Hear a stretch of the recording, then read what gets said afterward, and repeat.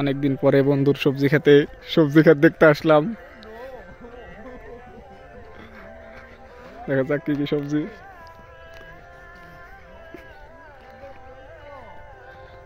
এইগুলা কি রে বাইগনে? এইগুলার নাম জানি কি?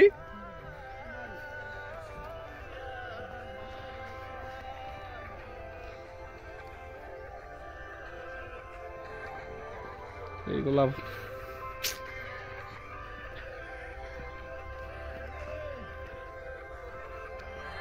খিরাই ধরে নাই।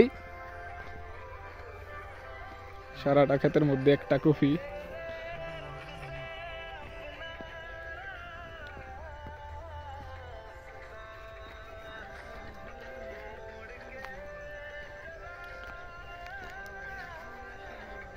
মূলা কোন দিই ভালো খামো একটা কাঁচাতা দাদু।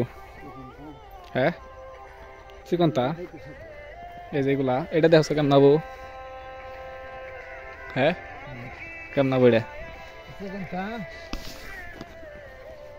ওই একটু না বাইঙ্গে উঠলো।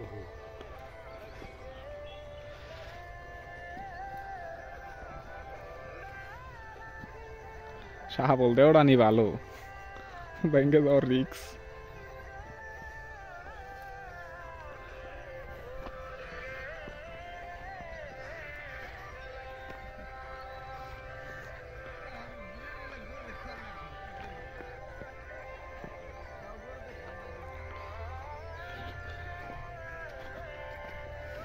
মামা সবজি এইগুলাই ভাল লাগছে আমার কাছে।